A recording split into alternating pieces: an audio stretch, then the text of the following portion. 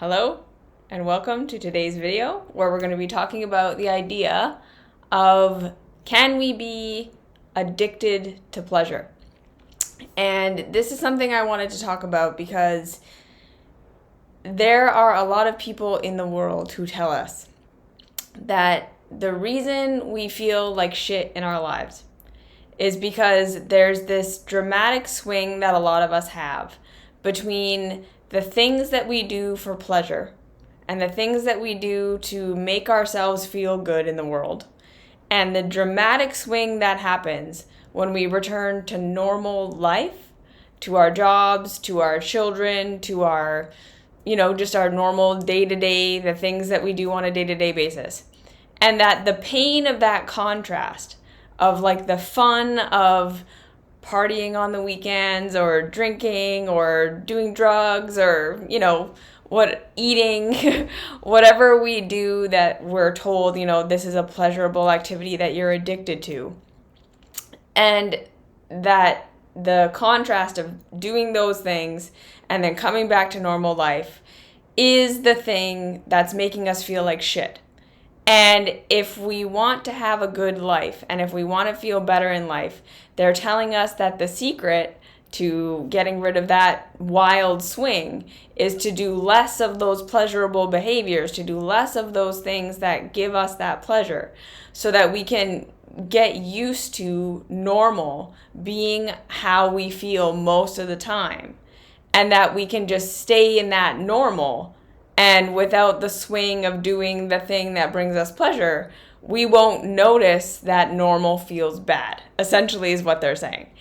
And I wanted to speak to this today because I feel like this is a huge part of the self-help, spirituality, personal growth world that is very popular. And this idea that in order to have a good life, we have to temper our pleasure and we have to deny ourselves a lot of these things that feel good in order to be being good and in order to do good. And even in the kind of like, do you want to accomplish your goals? Do you want to live like an actually good life? Do you really want to become the person you want to become? And if so, you need to do these disciplines and you need to deny yourself the things that feel good in this moment, so that you can be pursuing these other things and eventually getting to this place that you want to get. Okay. There is so much nuance and complexity in this pleasure talk that I feel like a lot of these people are missing, and they are making it a black and white, pleasure is bad, discipline is good, just get rid of the things that are making you feel good and then your normal life won't feel so bad. Like, there's a lot of things missing in these talks because, again, right, we know that in the self-help, spirituality, personal growth world, the simpler you can make something sound, the simpler and easier and most straightforward that you can kind of present an idea, the more popular it's going to be, because people are going to latch on to things that seem easy and that seem unnuanced and not complicated, because we're all generally overwhelmed and life is complicated and complex, and we want to believe that feeling good and having happiness and having health and having balance in our life is a simple thing. And that is human nature, and that is normal, and that is why so much of what is popular in the spirituality, self-help, and personal growth worlds is popular, is because it's very not nuanced, it's very black and white, it's oversimplified, and so it sounds really good to us.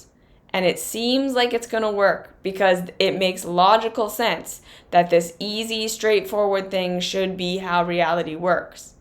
And then we do it and we get a little bit of results and a little bit of something happens.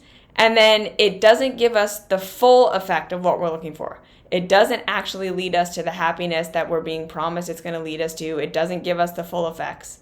And rather than us being able to say, okay, there must be something missing in the theory, there must be something missing in the teaching, maybe there's some nuance or complexity that's being left out, we say, oh, I must have done it wrong, or it was just that I fell off the wagon. It's just that I didn't do it for long enough.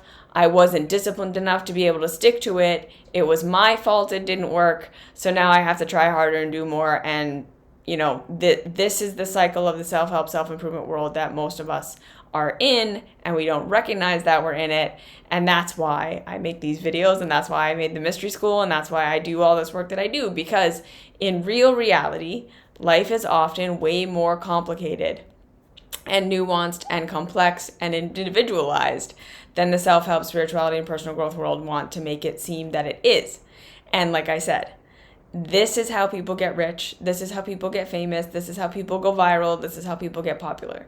They present a completely unnuanced, simplified version of reality. They promise that it's going to make you happy if you just do this simple thing. And then they lead you to believe that if it doesn't work, it's because you did something wrong, versus their theory being incomplete or inadequate in some way.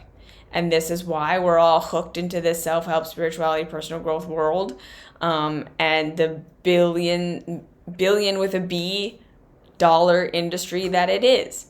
That it oversimplifies reality, makes us feel like we're going to get the solution to our problem in this simple thing. And then when we don't, we are led to believe that it's because we failed at it, instead of saying maybe the theory was incorrect.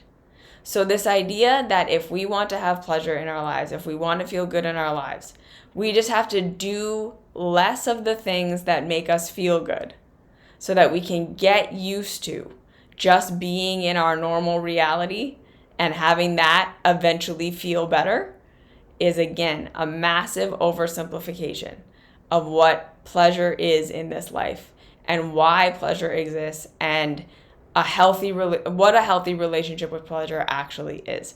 Okay? So this is what I want to talk about today, is what is an actual healthy relationship with pleasure? What is the point of pleasure? How can we understand why we have these extreme swings, many of us, between the things that feel really good in life and then our normal life, which can feel for some of us really shitty, and what the actual solution is. Okay? So again, in the mystery school, this is like one of the main things I talk about in the mystery school, which is that there's a massive difference between consensus reality pleasure and true pleasure. And there's a massive difference between consensus reality pain and true pain. In real reality, number one, we cannot be addicted to a thing that we need. Okay, so anyone who's telling you that you're addicted to pleasure is, again, oversimplifying and misunderstanding what pleasure actually is and how it serves us in this life. Because ultimately speaking, every single one of us for the rest of our lives, until the day we die, from the day we are born, we are going to be seeking pleasure. That is a human need. Because in real reality, when we're having an actual relationship with true reality, pleasure usually means that we are doing something that is advantageous for us. Okay, now again, not black and white, not all the time. Generally speaking, when we are doing something that is advantageous for our survival, that is advantageous for our expression, pleasure is a natural response. It's a feedback mechanism that's letting us know that we're doing something that is supportive of our lives. Right? When we eat a delicious piece of fruit and it's super nourishing for our bodies and it feels delicious and it tastes delicious and we have that sensation, that is because that pleasure is letting us know that we're doing something that's in alignment with what we need. When we feel that deep oxytocin, all the pleasure chemical releases that happen when we embrace someone in a nice big hug and we feel loved and we feel safe and we feel supported. Those feel-good hormones are there letting us know that we've just done something that is really good for us, right? Because as we've evolved as human beings, the more we could be in community, the more we could be in a group, and the more we could fit into a group, and the more we could be part of a community, the more likely it was that we were going to be able to get our needs met and that we were going to be able to be safe as we worked together.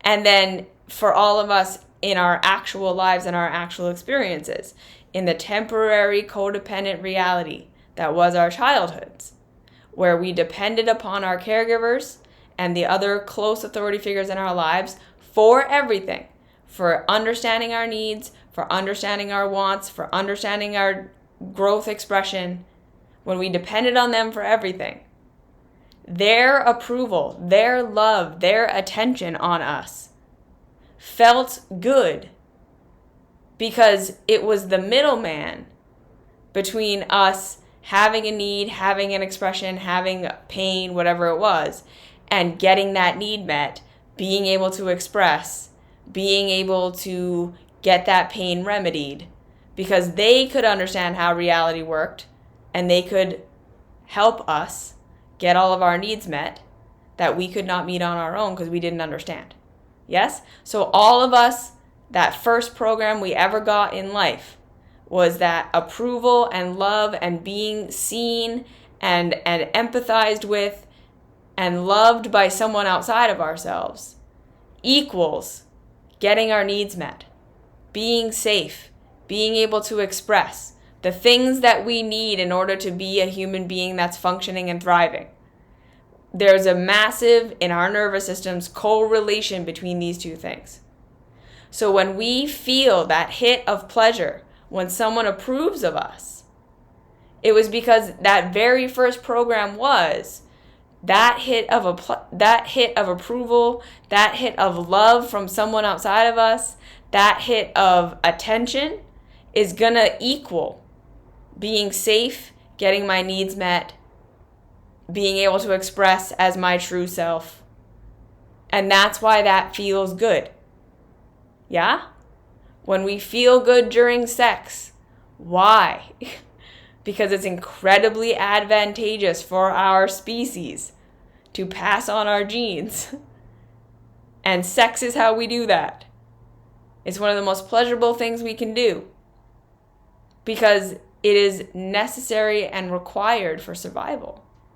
So you see what I'm saying here?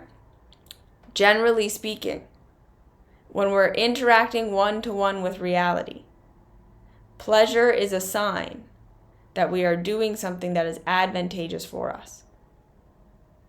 Okay?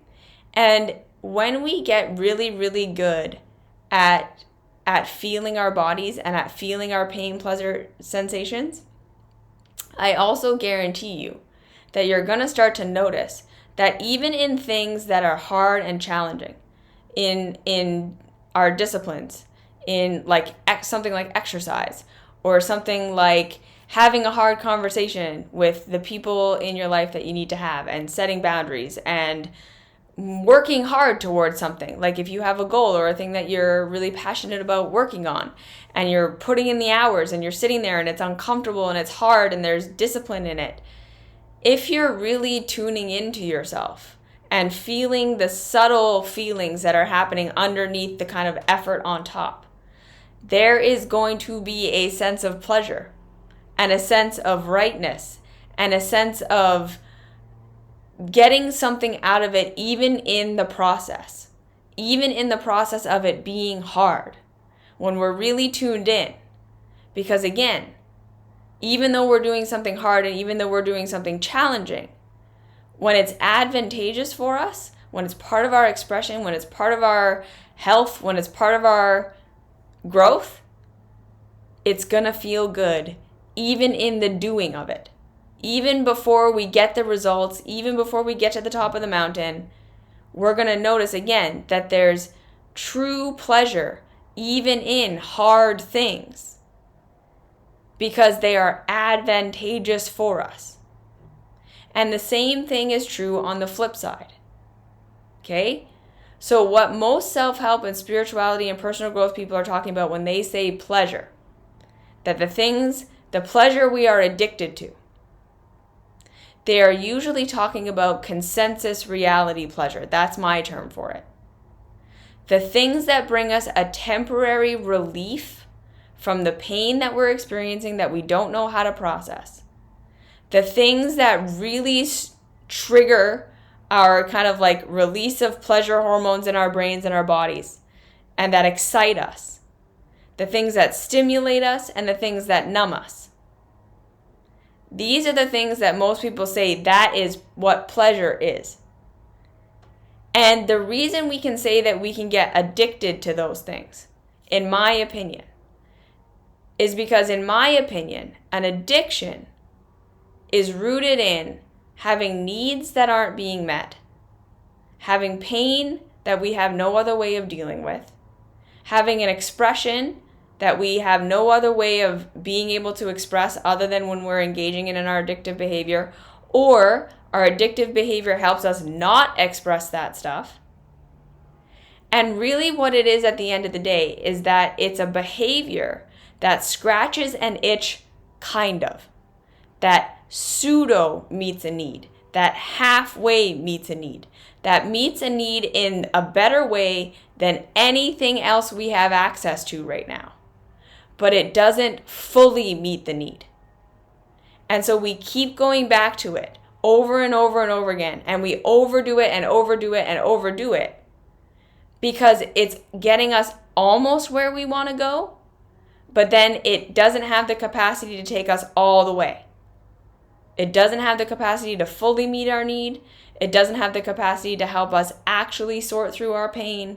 It doesn't have the capacity to actually help us express the way we want to express or figure out our shame and blame and guilt stories and all that stuff. It just temporarily brings relief or brings us part of the way to what we actually want or need, but not all the way. And so we feel like we just need more and more and more and more and more of it because it's not actually getting us where we want to go. Which is why we shouldn't have any kind of shame, blame, or guilt attached to addictive behaviors. Because it's not a weakness. It's not something wrong with us.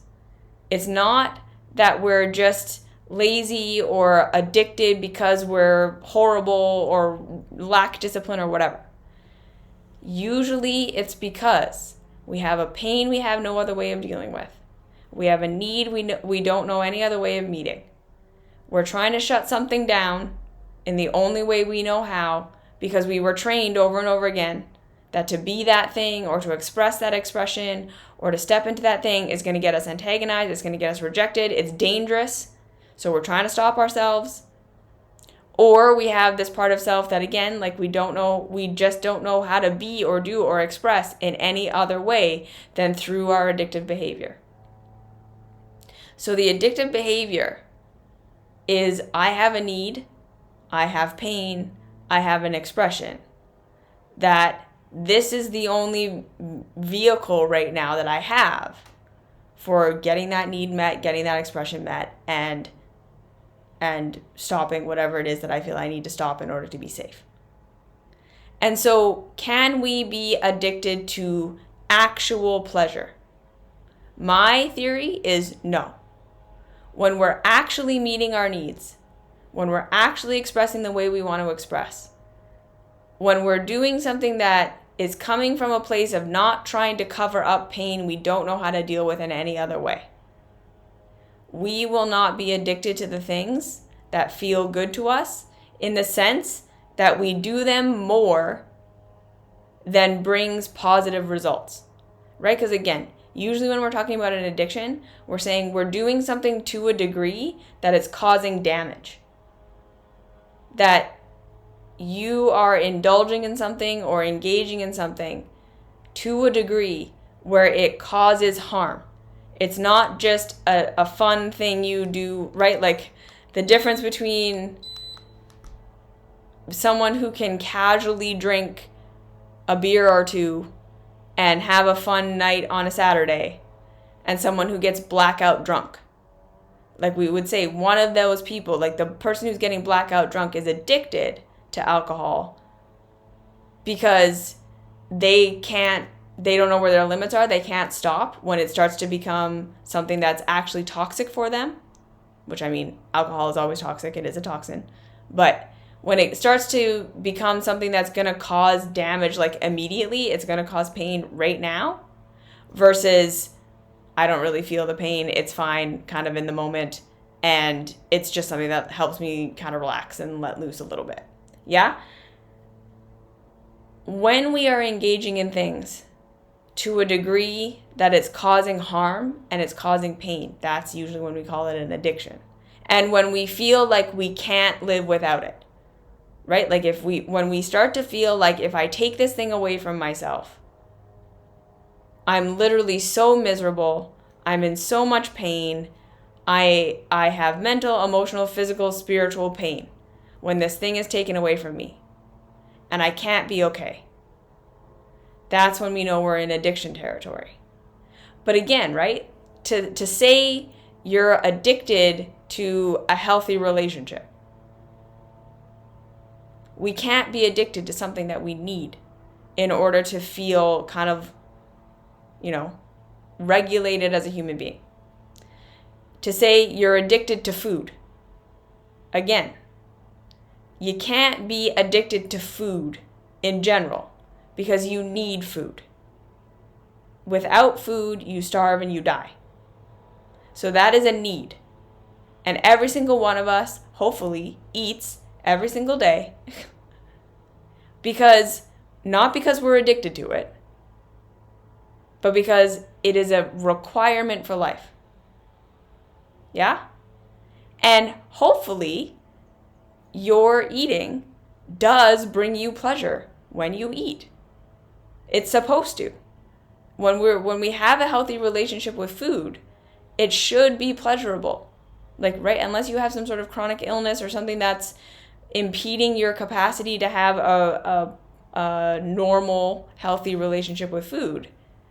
It should be that this thing that you do that is good for you and good for your survival also feels good. Yeah? And when we have like a normal, healthy relationship with sex, it's the same thing. It should feel good. It should feel good every time. And it should be something that you want to do, generally speaking, often. Because it's a healthy part of how our species survives. When you have something that you're passionate about and a thing that you love doing, like playing the piano or writing or expressing yourself in some way, singing, dancing, you should want to do those things on a regular basis because they bring you pleasure, because they are a part of your expression. And the reason we don't say that that's an addiction is because it's not causing harm. You're doing a thing repetitively. You're doing a thing that you really can't live without. You're going to feel really shitty if you stop eating, if you stop expressing yourself. We would say, like, you can't live without it.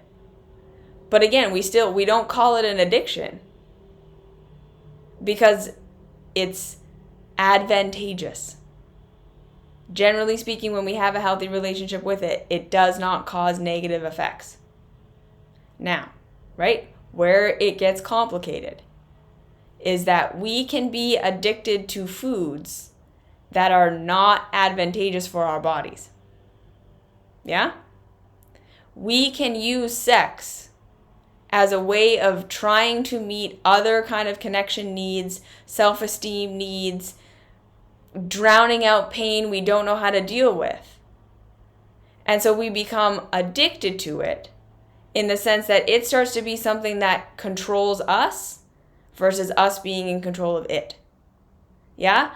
Like a lot of the time, we can also look at an addiction or not an addiction in the sense of like, this is something I really like, and this is something I really enjoy, and this is something that really brings me pleasure. But if I don't have access to it for a while, or if I can't do it, or it gets taken away for a little bit, I'm not like devastated. I'm going to be okay. It will be kind of shitty and uncomfortable and I won't like it, but I'm not going to be like drowning in it. Yeah? And I can engage in it to a degree that it doesn't cause massive degradation. When we get to the place where we have something that if we can't have it for a little while, right? Because again, food, that's going to cause a massive problem. Eventually, one day, you go long enough without it, it is going to cause a disaster in terms of your survival and your ability to be happy and healthy. So again, are we addicted to food? No, because you need it.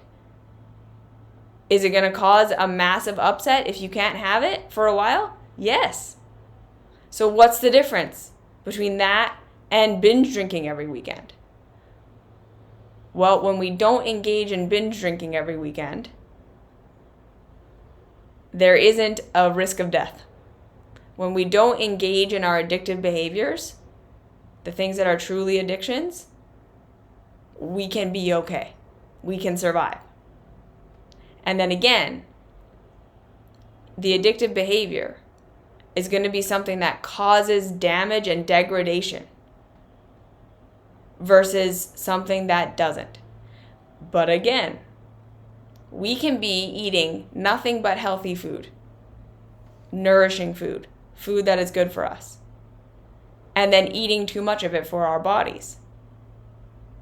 And it will then start to cause degradation. It will start to make us feel not good. Yeah?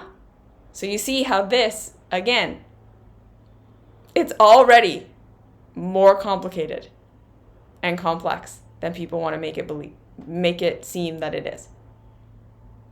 And again, the big thing that I want you to understand about people who are telling you to reduce your hedonistic pleasures so that you will feel better in life is to remember that they are still,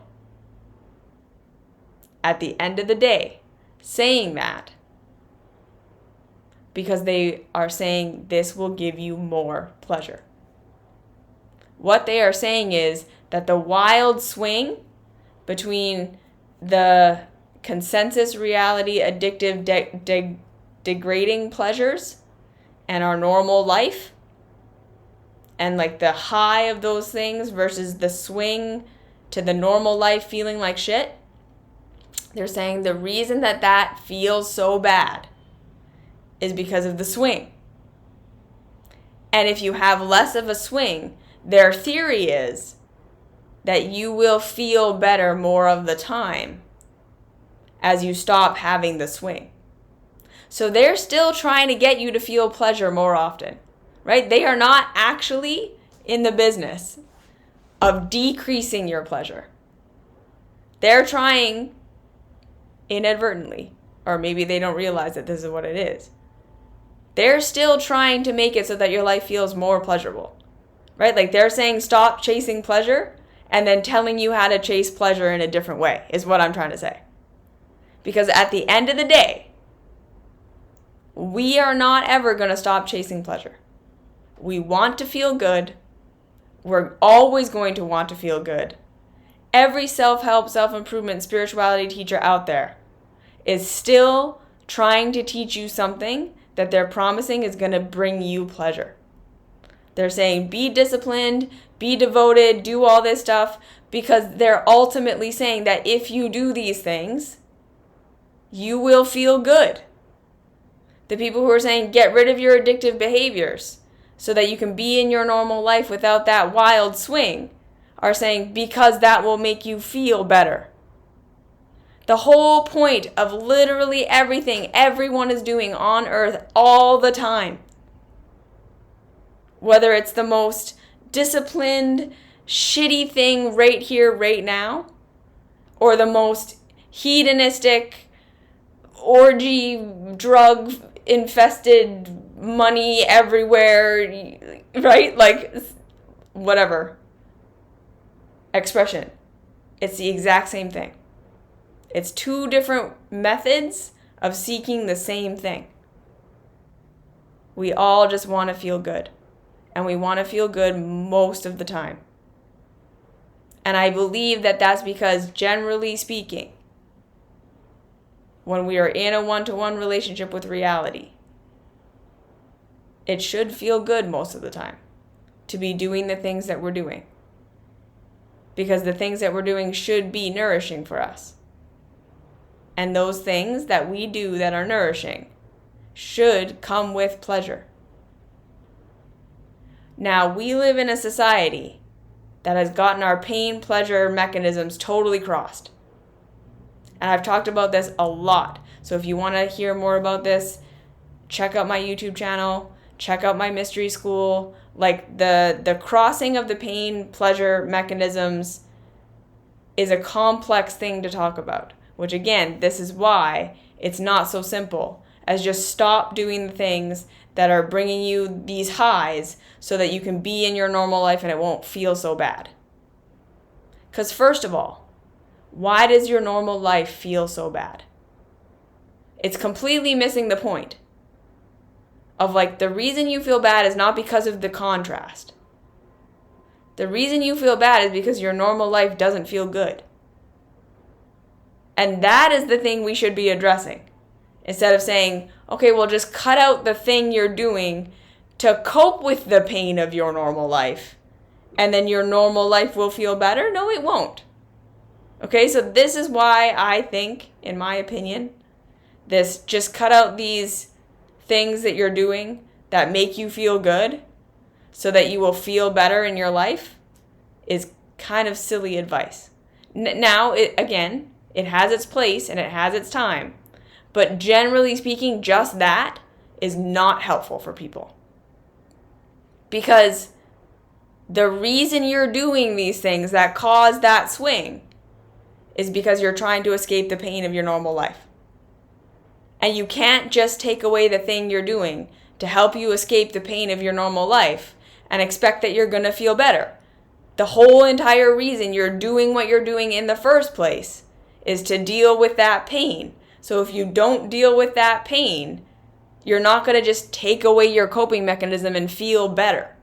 You're going to take away your coping mechanism and feel worse.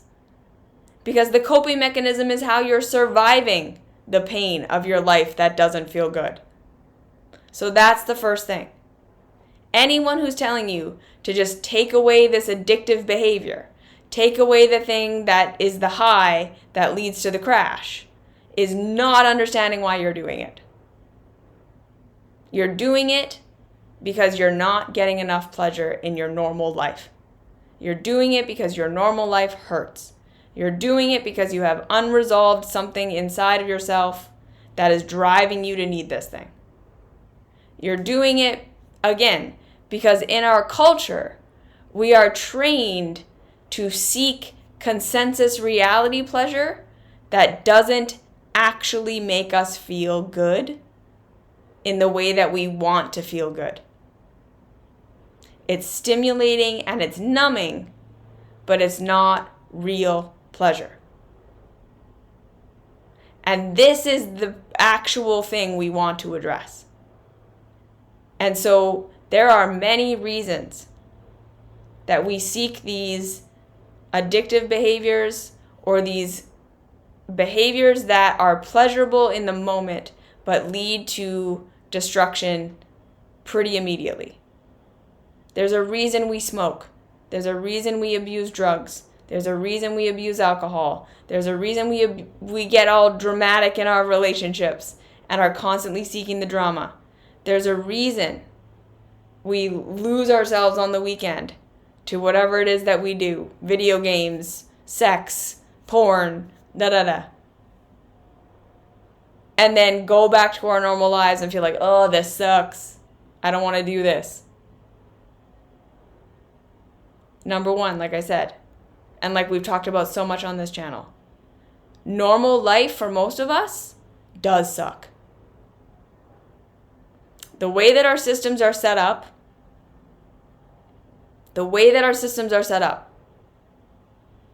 means that in order to function in society, we have to be disconnected from our emotions. We can't use our emotional guidance system because our emotional guidance system would guide us away from so much of what we have to do in order to be normal in our culture. We are constantly put into a state of feeling like we are in competition and threat with everyone around us, instead of being able to find community. Because again, so long as we're in a state of competition, so long as we're in a state of fearing one another, we will be good consumers and producers. We're constantly told that the two states we're allowed to be in are consumption and production. If you feel like shit in your life, you have two solutions. Produce more, be more productive, be your higher self, be spiritual, fix yourself, become more charitable. Yeah? Doesn't matter what kind of costume you put on it. Spiritual, secular, become rich, become the most enlightened version of yourself. Same. Be more productive so that you'll buy more things. You'll stimulate the economy, so that you'll work harder and stimulate the economy by working and doing and striving and feeling like your pain is your fault all the time because you're not living up to expectation. Or consume more. Buy the thing, buy the course, buy the bubble bath, treat yourself. Go on the bender, drink. You deserve it. Those are the two states we're allowed to be in. So when our actual needs aren't more consumption or more production, we have no solution. We don't even have a mechanism for figuring out what our needs are if it's not one of these two things. So then we become addicted to consumption or production because we're not able to identify our actual needs.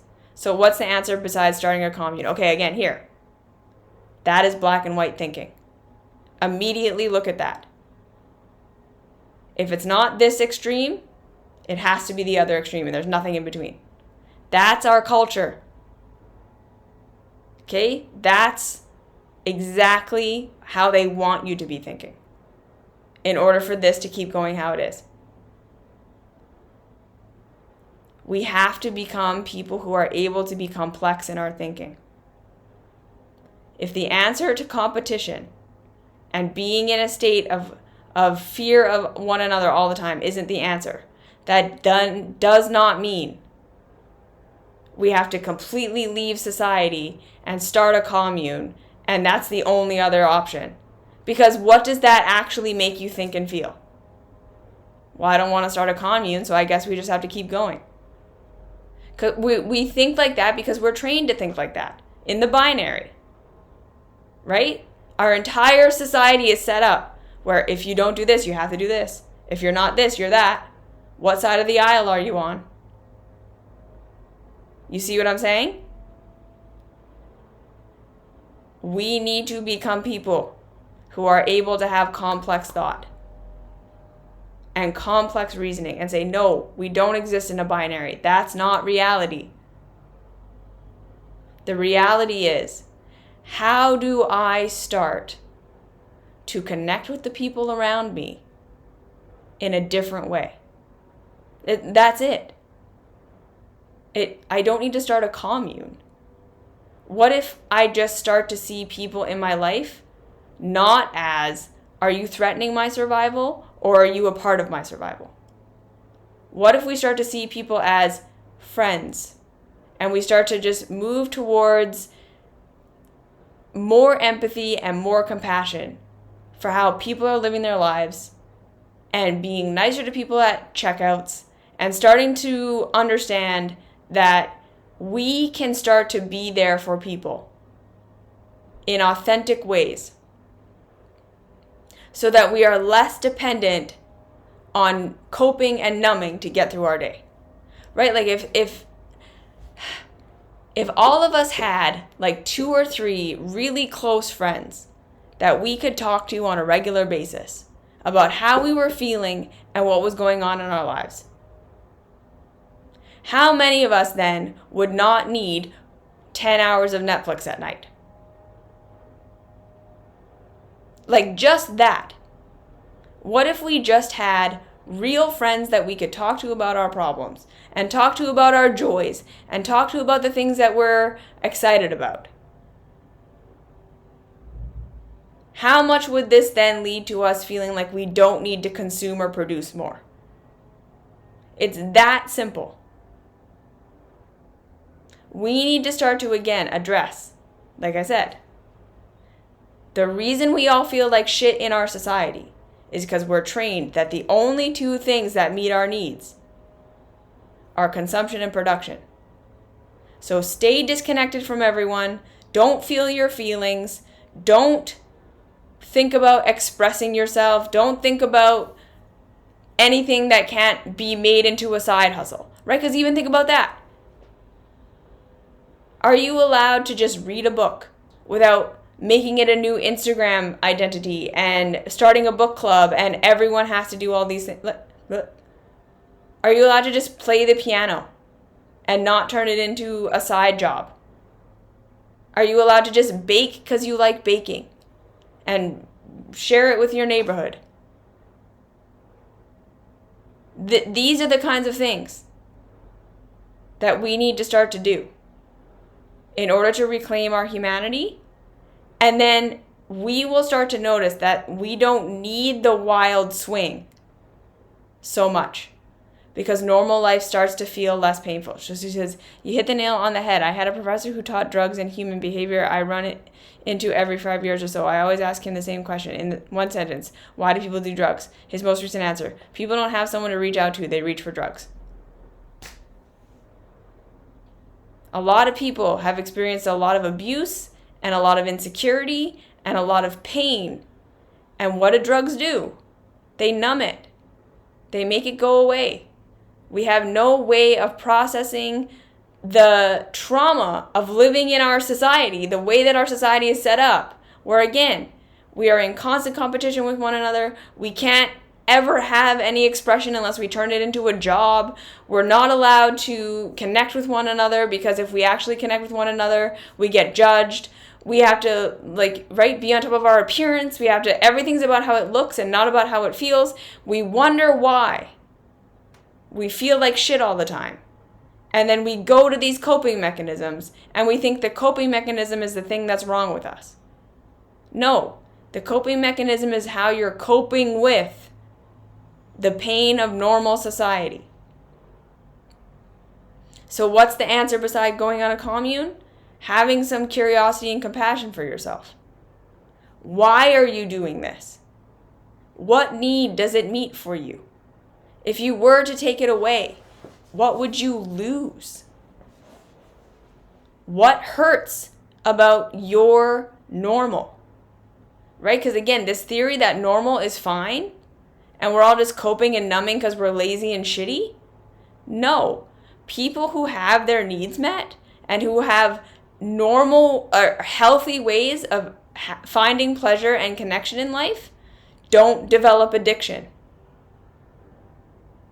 Now again, this doesn't mean that there aren't some people who have biochemical things going on that make them more prone and more susceptible to addictive substances, and I'm not trying to write that off.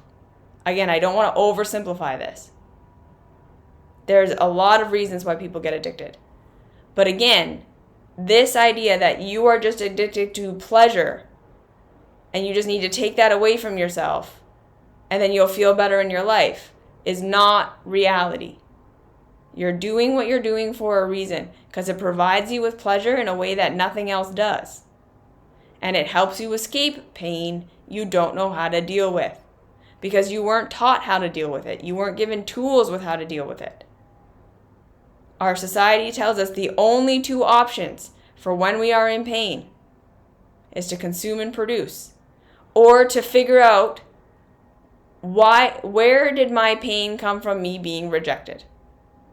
And that's again, that childhood view of reality, where we believed, and we experienced it in the temporary codependent reality of our childhoods, that provision and getting our needs met happened from someone outside of ourselves understanding us and meeting our needs for us. And we perceived that if someone pulled away that we needed, that we were going to die. So if we had a need and it was painful, we didn't know how to say, okay, what is my actual need? I'm hungry, I need food. So we go and get food. That's the adult perspective. I have pain, I need food, I go get food. The child perspective is, I'm in pain, cry out, hope that caregiver understands that I'm hungry, caregiver gets me food, caregiver feeds me. The ultimate thing that made us feel good as children was getting food. But we perceive that the way to get food is to be approved of. So most of us, again, walk around our entire lives feeling like the reason I'm in pain is because I'm not good enough. The reason I don't feel good in my life is because I'm clearly just not living up to expectation. That's the only reason I could feel like shit. If I don't feel good, we all automatically, many of us, go to what am I doing wrong? How am I inadequate? Where am I failing to live up to expectation? Instead of looking for, okay, where is the actual need? What is the actual need? Do I not like my job? Am I unhappy in my relationship and I need something different in my relationship? Is there something inside of me that I need to express that I was trained I'm not allowed to express or I don't even know? Like, usually that's what's really going on for us. But all we know is, if I'm in pain, it's because I'm being rejected. I'm not living up to expectation because of that program we got in our childhoods. So learning how to say, wait, hold on. When we get into these shame, blame, guilt spirals, we immediately say, that's not what's going on here. Because in adult reality, I can be rejected and still be okay. And in adult reality, I can be loved by everybody and still not have my needs be met. These two things are not correlated so much anymore. And we start to say, where is my actual pain coming from? What are my actual desires? What do I actually want? Yeah? What do my addictive behaviors do for me? This is part of how we want to actually address this. So again, we want to acknowledge where our behaviors are causing damage to ourselves and causing damage to others. We want to acknowledge where we have things in our lives that we feel like we can't go without. And then rather than saying, okay, I just take that thing away from myself and I'll be happy and healthy and holy, we have to start to ask ourselves, why am I doing it? What would I lose if I stopped doing it? We have to start to have compassion and curiosity. That our system functions in a way that teaches us to be addicted to these things. Because it's taking away our humanity, our ability to actually get our needs met. So then all we have left are these things that partially get the need met, but don't fully do it. And so we go for more and more and more. We're hungry ghosts because it's not filling the need. And then again, most of us have a normal life that doesn't feel good. And it's not because we suck. It's not because we're failing. It's not because we're not good enough. It's because trying to live up to the expectation of culture and society, for most of us, feels bad. Because it means we have to do things that aren't good for us. But the pain-pleasure wires are being crossed because we do the things to live up to societal expectation and we get approval and we get acceptance and people say that's good, that's what you should be doing. And so our bodies think, oh good, I'm going to be safe. I'm going to get my needs met. I just got approved of. And so we keep doing that thing over and over and over again because it feels safe, but it's not actually meeting our needs and it actually doesn't feel good. So we have consensus reality pleasure covering up true pain And then when we do things that are actually good for us, that get us rejected, there's real reality pleasure that is covered up by consensus reality pain. The consensus reality being, you just got rejected, you did something different, you did something that people aren't going to like, and therefore you're not going to be safe, you're not going to be okay. That's what your nervous system thinks. So it makes it feel bad, even though in real reality it's good for you. So you work the job you hate, but it's the one that your caregivers are proud of you for. You feel like shit at your job, but you're getting that hit of approval, which is your nervous system thinks that's what makes you safe. And then you go home and you drink all night to cope with the pain of the shitty job. And you think, what's wrong with me? If I could just stop drinking, everything would be fine. And it's like, no, if you stop drinking, you'd just be so aware of how much pain you're in at your job. And then that would be very confusing for you, because it would be like, well, I can't quit my job because then everyone will hate me and I'll ruin my life. And right, we'll have the black and white thinking that if I quit this job, there's nothing else. I'll be homeless on the street. Instead of being able to say, okay, wow, I need to figure out what I actually want to do. And maybe that's going to mean that my caregivers don't approve of me. And maybe that's going to mean going way outside my conditioning. And that's going to feel scary and wrong and bad in my nervous system, but eventually will lead to pleasure. That whole thing is way harder than just thinking, I should just stop drinking. Right? The I should just stop drinking sounds so much simpler than why am I drinking? And how do I get those needs met in real reality without going into black and white thinking? Well, if I quit this job, there's no other job. That's not true. But that's how most of us think. Because that's how we're trained to think, in the binary. It's either this or nothing. You see? Why are we doing these things that we're doing? Why are we chasing these pleasures? Why do we go and do the extreme swing on the weekend and then have the massive crash when we get back to normal life?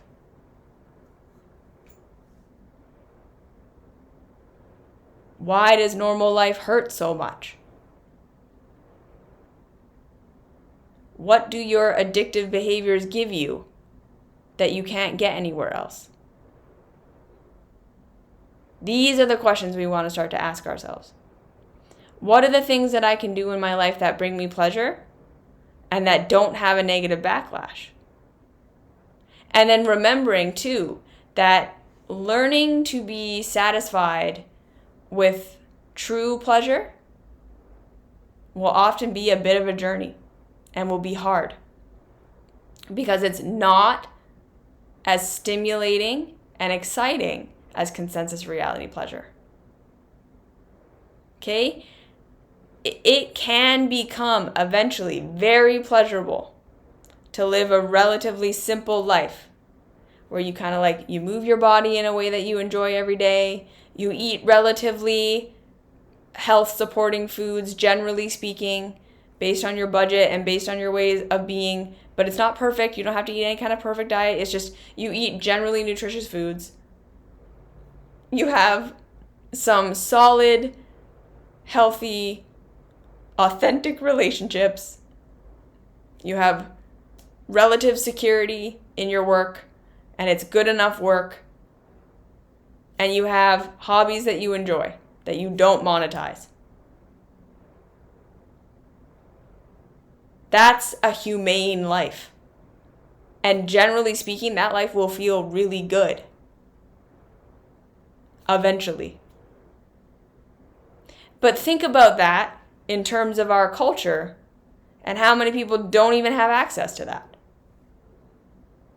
And then we wonder why so many of us are addicted to so many things. Because that simple, normal, basic life is for the privileged only. And then even the privileged are told that that's not enough and that's not okay. You can't have that. Because then you're not good for corporate bottom line, basically, if you have that life. Because that's an enough life. where then you're not going for more than you need. And then you're not good for ever increasing profit margins of corporations. And also, like I said, that life isn't so wild. But that's because your baseline is going to just feel better. So you don't need the wild swings. That's just like a normal, regular, safe life. That would be something that aligns with our humanity. And like I said, it would be horrible for the systems that we have right now. It would destroy the systems we had right now. Because it would make us way more aware of the exploitation. It would make us way more aware of the competition. We would stop engaging in all of these things. And then the systems would fall apart. This is why I talk about finding our enough so much. When we are constantly feeling the need to be in addictive behaviors, even the idea that we just all feel like we're not enough all the time, you should be doing more, you should be producing more, you should be achieving more, you should be going for more, blah, blah, blah. Just that constant stress, that's a good enough reason for most of us to be in an addiction of some sort. Because we're just trying to cope with the constant stress of never feeling like what we're doing is good enough. And that's exactly how the system gets us. By not letting us. So what did you say, consensus reality? It was 3 words. Yeah. Consensus reality, pleasure and pain versus consensus reality versus real reality, pleasure and pain. I've been talking about it the whole live. So maybe you can rewatch it. And then also, like I said, I've talked about it in lots of other videos because it's not a simple thing to just explain. I've explained a lot of it on lots of other videos. It's a huge part of the mystery school. But basically, again, it's the true reality pleasure are the things that feel good because they actually are good for us. And true reality pain are the things that feel bad because they actually are harmful. Consensus reality pleasure comes from basically that idea that approval and love and acceptance is the thing that makes us safe. So anything I do that gets me approval, love, and safety is good and gives me that hit of pleasure because that was that first program we got as children. So we can be doing things that are in real reality not good for us, like working a job that is not actually good for us, but it feels good on some level because we're getting approval and we're living up to expectation. But then we go home and we drink all night because the real feeling of working that job is we don't like it and it doesn't feel good.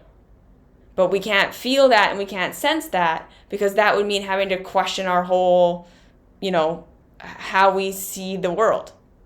And then consensus reality pain is I'm being rejected for doing this thing. People don't like me. They don't understand. So it feels bad and I feel like I'm not going to be okay and I feel like I'm not going to be safe. Because in my body, rejection equals I'm not going to get my needs met. But in real reality, the thing is actually good for us. It's just that people don't like it. So that's our pain-pleasure wires being crossed. I hope I summed it up well. So learning how to differentiate between does this feel good because it gives me approval or does this feel good because it's actually good for me? Does this hurt because it gets me rejected or does it hurt because it's really not good for me? And then again, right? The consensus reality pleasure of something that stimulates us or numbs us in the moment and makes us feel good in the moment, but then has like pretty immediate negative consequences. That's consensus reality pleasure. That's numbing and coping and stimulating and self-sabotaging to deal with our pain or to get our needs met in the only ways we know how or to express ourselves in the only way we know how versus finding a real way of getting our needs met, expressing ourselves, dealing with our pain. So most of us are addicted to consensus reality pleasures because they don't actually scratch the itch.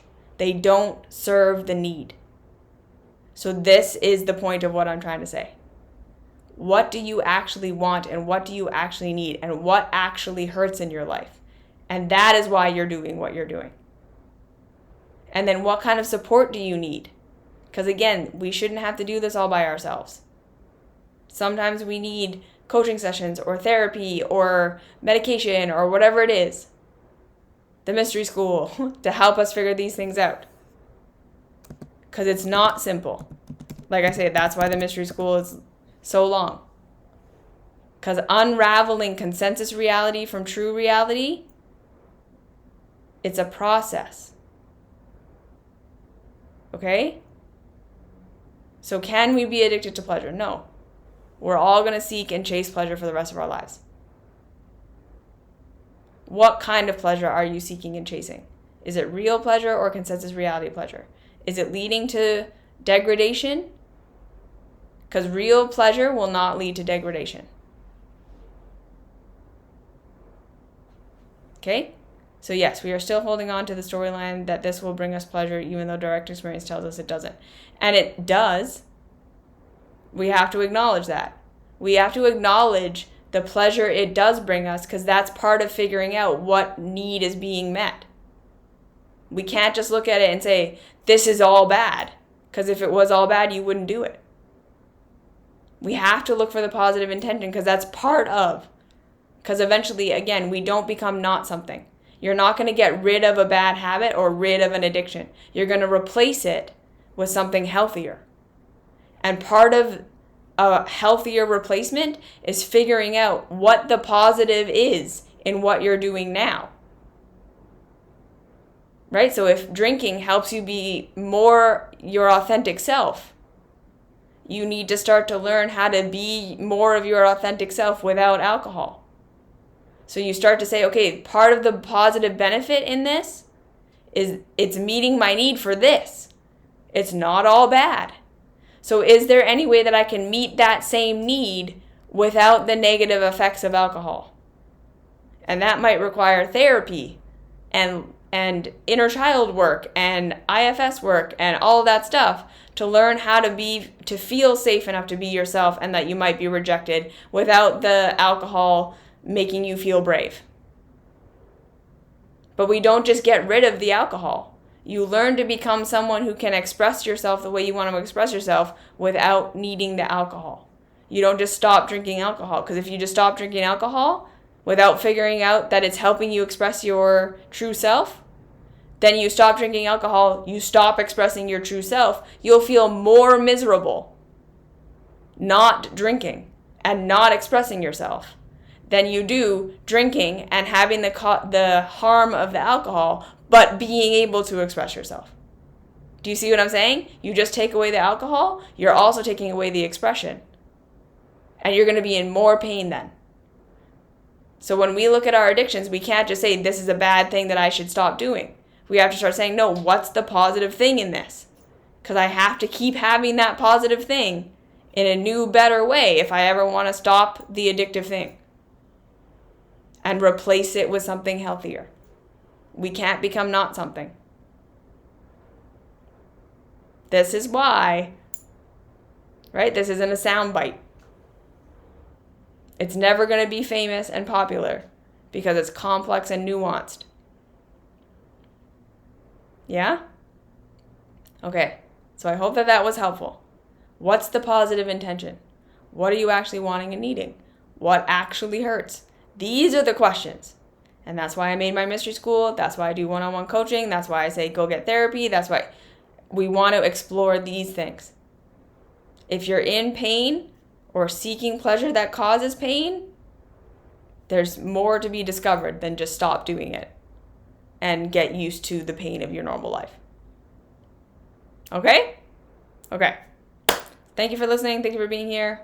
Thank you for all your comments. That really helped me explain things more. I appreciate it very much. And I will see you when I see you. Later.